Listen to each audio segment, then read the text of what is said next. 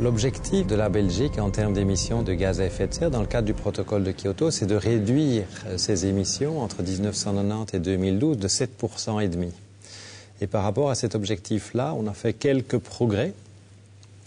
Mais c'est encore tout à fait insuffisant. L'industrie émet à peu près 50% des gaz à effet de serre, mais les ménages sont aussi responsables de manière importante, puisque ça représente au moins 25% des émissions. Il faut ajouter toutes les émissions du transport, et dans ce transport, il y a une part qui est commerciale, une part qui est individuelle.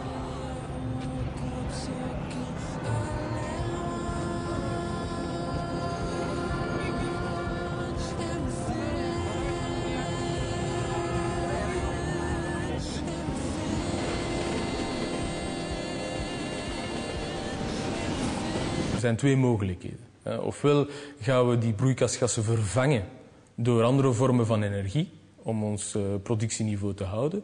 Ofwel gaan we ons productieniveau verminderen en dus eigenlijk minder consumeren, minder energie verbruiken.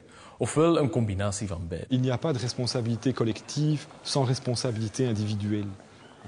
Et donc, on ne peut pas attendre que l'État fasse tout, on ne peut pas attendre non plus que les individus fassent tout. Mais il y a aussi l'échelle intermédiaire. Tous, en tant qu'individus, nous avons des responsabilités dans des groupes semi-collectifs, dans la famille, au niveau de l'entreprise, etc.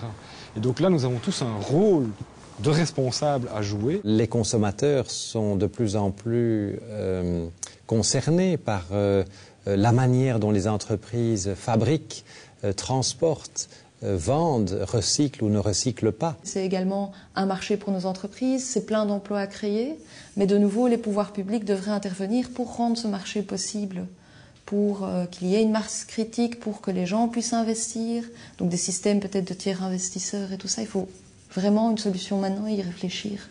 Évidemment, l'entreprise en soi, ça n'existe pas, ce sont des gens.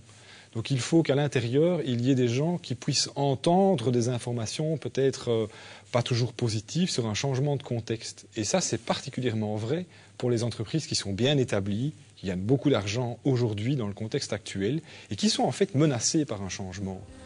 Une fois qu'elles ont pris conscience de ce changement, elles peuvent s'y adapter et elles s'y adaptent en fait très vite.